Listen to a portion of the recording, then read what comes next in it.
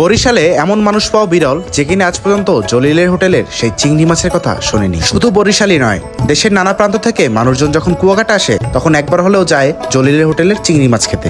বাড়ি হলো যশোর। আলহামদুলিল্লাহ জলিল হোটেলের খাবারটা অনেক সুন্দর। 2 মাস 3 মাস পরে আসা পরে তো এখানে খাবারটাই খাই। এখানে সব ধরনের খাবারের স্বাদই অতুলনীয়। মাটির চুলায় এখনো রান্না করা হয় এখানে।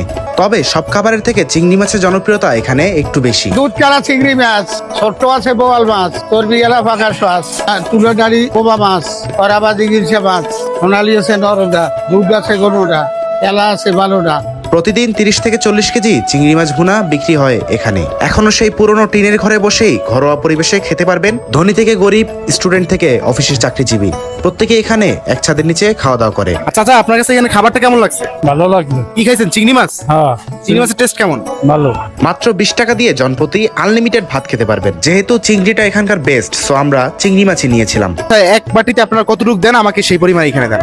হ্যাঁ, এই পরিমাণ চিংড়ি কিন্তু তারা এখানে দিয়ে থাকে। 150 টাকায় এই পরিমাণ চিংড়ি পেয়ে যাবেন আপনারা জলিলের হোটেলে।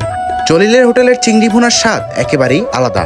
মাটির চুলায় ধীরে ধীরে রান্না হওয়া ভুনাটাতে এক ধরনের ধোয়া গন্ধ মিশে যায়, যা মুখে দিলেই বোঝা যায় ঘরোয়া আর ঐতিহ্যবাহী রান্নার ছোঁয়া। পেঁয়াজ দিয়ে ভুনা করা চিংড়িগুলো মিষ্টি আর ঝাল স্বাদের এক অপূর্ব মিশ্রণ তৈরি করে। আর সবসময়ের জন্য এখানে ডাল একদম ফ্রি পেয়ে যাবেন। ফ্রি ডাল বলে কিন্তু ডালটা খুব বেশি পাতলাও নয়।